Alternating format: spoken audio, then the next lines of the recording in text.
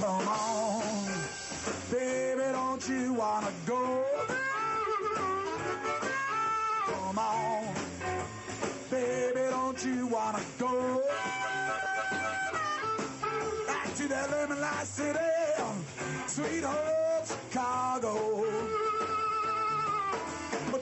Hi there, I'm Marty Levinson. Welcome to the Northtown News Magazine show with the greatest cameraman in the business today, Sonny Hersh, and your host, Avi Meyers.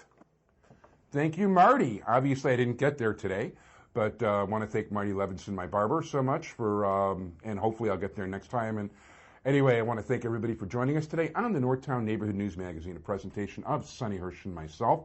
Dial us up on the World Wide Web at ntnm.org. You don't need the WWs anymore. And that's your way to YouTube. All these shows are on YouTube. And at this point, and it's hard for me to, we put this on the web a little over a year ago. At this point, over 30,000 of you have made the mistake of watching a show on YouTube. And thank you so much. Community policing is something we're always really big into. And Sonny Hersh, matter of fact, is the chairman of the District Advisory Committee, runs Court Watch, and in my spare time, too, I chair my cap speed. But find out where all the meetings are for the 24th District, which is Rogers Park and West Rogers Park at camps24.org. And if you live outside of the Rogers Park and West Rogers Park area and want to get involved in camps, just call 311 and they'll let you know where the meetings are in your particular neck of the woods. It is a pleasure and privilege to have, at this point, the Democratic candidate for State's Attorney of Cook County, Anita Alvarez. How are you? Okay, how are you? Thanks for having me. Very good. First of all, thank you. And even though it's a couple months afterwards, actually about 3 at this point, that was one interesting race, I've got to tell you. And one of the similarities you had, I was looking, I like crunching numbers. I'm not a real election analyst, but it was very interesting to me that basically you got, what, about 26% of the vote?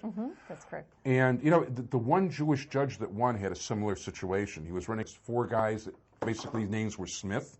There were no women. It was like, you know, generic kind of guys in the same category. So even though he only got 26%, the other 4 guys evenly split the vote. Exactly. In your case now, you did have very different people. But to me, almost everybody would say, a lot of people around here like Larry Sufferton, he's our county commissioner, people know him. But people, you know, a lot of people said, you know what, and they're watching all the debates, you guys were on all over the place, you know, I got to say that if I'm not voting for this guy, the only one who seems nice and makes any sense is Anita Alvarez. And I saw you won in such wide-ranging areas, it wasn't even funny. I mean, you won Irish neighborhood, you won in, there were people that thought maybe the ward committeemen, you know, were tossing the race or made some kind of deal with you. I don't think that was the case, was it? It was not the case. It was not the case. I was the underdog going into this, and as you mentioned, it was me and 5 other opponents. I was the only female in the race. It was me and 5 men, and I didn't have those long-standing relationships. You mentioned Mr. Sufferton, and he is your commissioner out here, and so, you know, and he's been in office, so people know him, people like him, and Tom Allen, also an established alderman. Again, he had that natural base, and seeing that I never ran for anything before in my life, I didn't have that. I didn't have that base. But we worked extremely hard. I always felt good. You know, I believed in myself, I believed in my candidacy, and I felt that the more I got out, you know, across this county and talked to people, and my message got out, that I was resonating with the voters. And I think the voters, you know, in return, gave me their vote on election night. No question they did. And, well, first of all, before I forget, too, I want to thank very much Sally Daly Hunt. I don't know her official title, but she's been so helpful over the course of time getting you over here and giving me information and all the rest of it. And I want to thank my friend Jim Neely also for putting me in touch with Sally Daly Hunt, which got you over here and all the rest of it. So I always like my thank yous, because she really is, you know, I deal with the other people. She's really easy to deal with. She's wonderful. She's wonderful. And she got me on the Irish radio. So. Oh, cool. Wow, in Chicago, and that's unusual. Okay. Well, let me ask you, so let's talk about your background. You were in this attorney's office over 20 years? Or? Yes. In fact, next week it'll be 22 years for me. I started in 1986 when I got out of law school. And you know, born and raised in Chicago, and grew up in Pilsen. And then I went to Loyola for my undergraduate degree. I got an undergraduate in social work, and then I ended up going to Chicago-Kent for law school. And after law school, I started at the state's attorney's office, and I've never left. But I think the reason I've never left truly is I enjoy what I do. I just have a passion to do this work.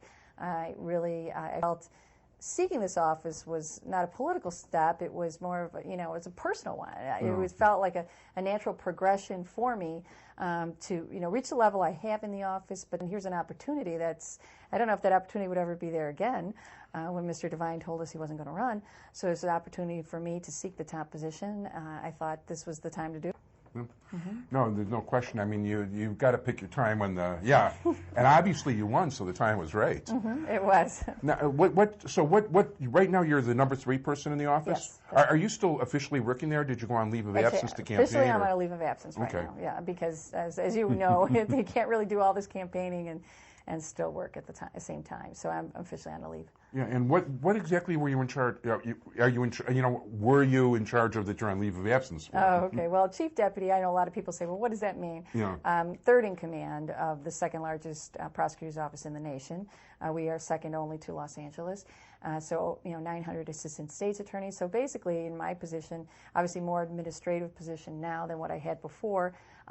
Just the management, working on the budget, training and hiring, all those kinds of issues are things that I was doing in that position. But before that, I was the chief of the Special Prosecutions Bureau. So under me, there were the gang unit, arson, financial crime, auto theft, professional standards unit. All those units were under my bureau, in my bureau.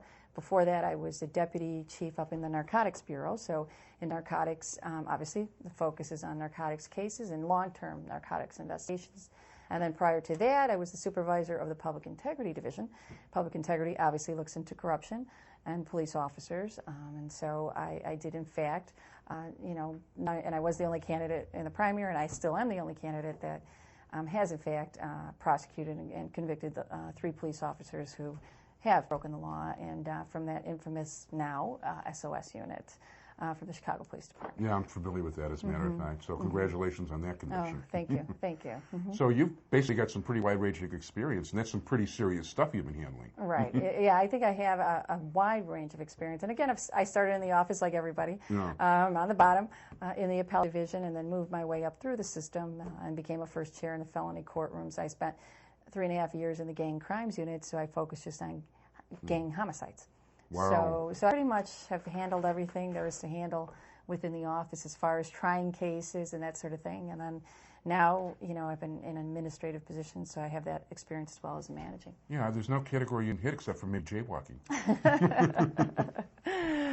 So in terms of administrative, I mean, well, that's a whole different deal. You obviously are comfortable with it. You took to it because you obviously want to take out a bigger chunk here, and it's very likely that you are.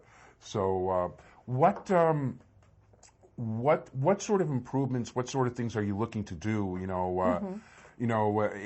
Well, you probably will win. I mean, this is a Democratic area, but what are you looking to do in terms of improving things from what you'd like to see improved? Right. What I'd like to see improved, and this is something I feel strongly about, and that is being more in the community.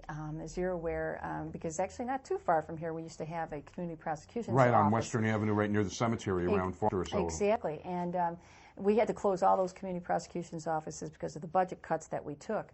And those are things that are really necessary. We need to be back in the communities, but we need to expand that because I think our office, and having been in the office, I know all the things that we've done and that we've tried to do better, but we can always improve. Yeah. Everybody can, just benefit for some, with some change and improvement. And I would like to restructure the office in order to put the assistants out there in those community units because I think it's really important to have more of a presence in the neighborhood, to be better listeners. This is something that I've said along the campaign trail, is that I feel as an office we need to be better listeners to our constituents. We have to, people need to know we're there for them. People need to know what we can do to help them. People need to know where to go. Recently I was at a forum and had a question by a senior citizen. And she said, well, I just don't know. I've had this problem. And it was a fraud case that she was talking about. She said, but I don't know. Do I call you? Do I call the Attorney General's office? Where do I go? And so I think people should know where to go. And I think it's important for us to be in the communities to provide the services. And I think, so that's one of my number one goals, is to reestablish those community prosecutions offices, to expand them. And then I know there's a budget, and I know that's always been the problem, getting the monies that we need from the county board. So we need to do a better job at aggressively seeking grant funds and finding other sources of funding, because we can't count on the county board every year. No, as a matter of fact, you can't. Well, the county board's been very interesting. Right, it has been. It has been. But so those diversion programs, we've seen the benefit from them at the juvenile level. Now, explain to people what diversion programs are. You know, if someone picks up a low-level drug case, first-time offender, we offer them, for example, drug school, which gives them the opportunity to attend some classes, get some treatment and schooling they need, and then their case will be dismissed. We need to expand those types of programs on the adult level. That's what we do at the juvenile level with the whole theory of balance and restorative justice, which is what our juvenile court is run under, and that is getting these kids, instead of putting them into the system, get them into a diversion program, that get into rehab, whatever they need, the services that they need. And it works well at that level because the goal is to keep them from to 26 in California, right? To keep them from the adult system.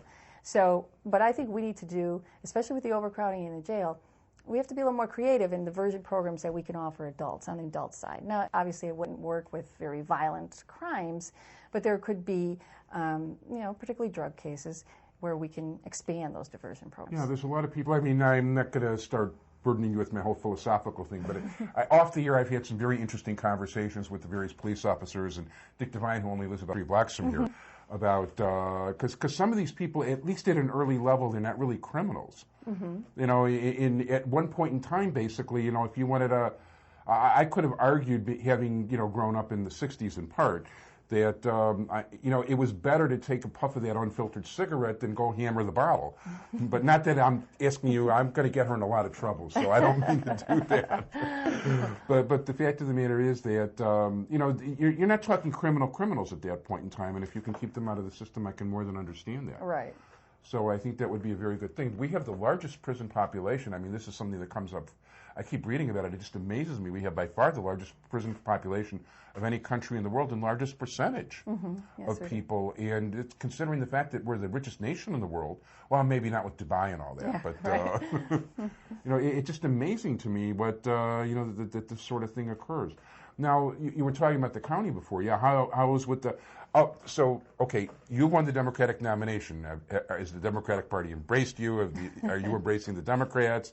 I mean, is it sort of like, let's see how things work? Or Well, I've been, after I won the primary, yes, I have sat down with the chairman of the party, and they have pledged their support.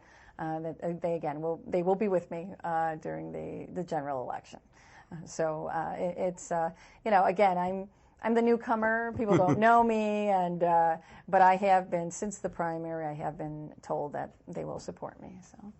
No, terrific. Well, let's put it this way. I do know that your opponent does scare a lot of people, including Republicans, but that's another story.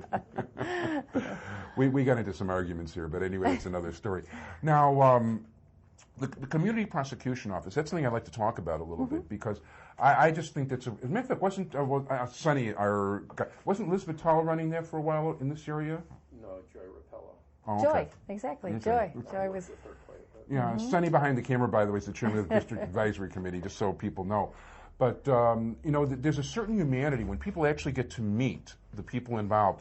Even though I've been dealing with all this community policing stuff, and actually I was a police reporter, not one of the people that transcribe stuff, but I actually used to write, I actually wrote for papers, grisly murder stories and things. Oh, okay. So my first front page story of all things, I was the token white guy in the Daily Defender writing the story at 26th and Cal. So I'm not kidding. I need to go on the library site and haul it out so I can show people. But despite having experience with the police and interviewing people and all the rest of it, I was actually on jury duty a year ago, December. And I actually got picked for the jury. And even though it was a minor case, it was like culture shock. Was it? I really had, it was surprising to me because I hadn't been exposed to that kind of thing at all, not from that side of it. And seeing how the system works and how the jurors are picked and the instructions from the judge and seeing how a trial's run and looking at the state's attorneys from a different set of eyes, and the guy defended himself, which wasn't the smartest thing he could have done. But did you enjoy it? Yeah, as a matter of fact, I did. What I enjoyed the most is that we did get out in one day. But usually that's what happens. You see the look on the venier's face when they come in, and everybody's like, oh, they don't want to be here. You could tell they try to get themselves from being picked. But then once you pick, and once you put the trial on, and once it's over, then you hear the laughter. You hear them getting along in the back. And then after it's over, I can't tell you all these cases I tried where the jury has lots of questions, and they ask, and they tell you that, oh, they learned a lot. So it usually changes from that initial time when they walk in the courtroom. Oh, it became very different. As a matter of fact, in this case, this person shoplifted about $14 worth of goods from a Walgreens. Oh, okay. He had insisted on a trial. Obviously was wearing the same clothes he was arrested at. Now, there were 5 eyewitnesses and 9 video cameras that he was on, so there was a preponderance of evidence. He made up some very interesting excuses. He was wearing the same clothes he wore in the picture, which tells me he probably sat the last 2 or 3 months in Cook County Jail before the trial. And I was wondering, like, why would this guy go through it? The judge came to us afterwards and explained that this guy had something like 31 prior convictions, but it's all Mickey Mouse stuff. I mean, small amounts. But he asked for a jury trial the last time and under similar circumstances, and the jury let him go. Oh, okay. So I just was, it's a whole different look at a system, that's for sure. You see it through different eyes. Yeah, but you know what? The idea of bringing a community prosecution office out, or even if people want to stop by for court watch, hint, hint, at Belmont and Western here, they getting to see how the system really works, and it's not necessarily like I don't watch court TV. I couldn't tell you about that sort of thing, but it's not the same as a glamorous murder trial or anything like it. It just It's something that is definitely part of the world. It is, and I think those community prosecutions offices would help us rebuild the relationship that has deteriorated in many communities. Through the relationship between the general public and law enforcement, and in so many areas there's this distrust, and we need to rebuild that. We need to gain people's trust so they know why we're there and what we do and what we can do for them. Well, I think that's important, and I think that's the same idea as what's behind the CAMPS program, is when people get to see somebody face to face, they're not as scary anymore. Exactly. It's the same concept. And we worked well with the CAPS program and on all the officers through our community prosecutions units. No, it always worked very well along those lines. Budget-wise, I mean, there were some serious cuts and all that. There were. So now that I know you're not running the state's attorney's office right now, but is all this like highest tax in highest sales tax in the country going to be able to restore some of these things, or? Well, I think the budget that was just passed, we did not have to take significant cuts as we did the year before, because the year before we actually had to let 43 attorneys go, which was never done in the history of that office, and then another 45 support staff. So we lost a lot of people, a lot of personnel. And these are experienced people. Experienced people. But this past budget, we didn't have to lay anybody off, which is good. But we still took some hits in some of our line items. So I think, no one likes to pay taxes and more taxes, believe me. But I think, the county's going to have to continue to see that law enforcement, public safety. You can't treat our office the same as maybe some of these other county offices, because you have to look at the core mission. Yeah. What's the core mission? The core mission is safety for us, public safety. We have to handle these cases. That's right. We can't turn anybody away. So they have to remember that, when they're saying 10%, 13%, 14% cut across the board. We can't automate our office. We can't get rid of attorneys. You can't put an ATM in a courtroom. It doesn't work. No, not at all. So I think we need more respect for our core mission and the fact we are law enforcement, we are public safety, and that's what the citizens of Cook County need and deserve. Okay. Well, you haven't won yet, so I believe you're still campaigning. If people want to contact, if people want to volunteer, whatever else, who do they call? I can give you the campaign number, Absolutely. Which is area code 312-939-8056, and we also have a website, AnitaAlvarez2008.com. Now, we still got, this is going to be airing, I guess, May 22nd, May 29th, I don't know exactly. So you're talking about you still got like 5 months to campaign to go? I do. That's good luck. That's a long time. I wish the election were in July, but I know. That's the bad thing about the primary in February. It's just too long of It's very long, very long. Yeah, no question about it. Well, I want to thank you again. I also want to thank Sally Daly Hunt for bringing you here, and for the PR stuff, and thank my entire technical crew, Sonny Hersh. Stay tuned for segment 2. We're going to have Amy Zander, who runs the Westbridge Chamber of Commerce. We're going to talk about the big charity softball game coming up and all kinds of good stuff. Thank you so much, and good luck in the campaign. Me. Thank you. Segment 2, Northtown Neighborhood News Magazine, a presentation of Sonny Hersh and myself. Dial us on the web at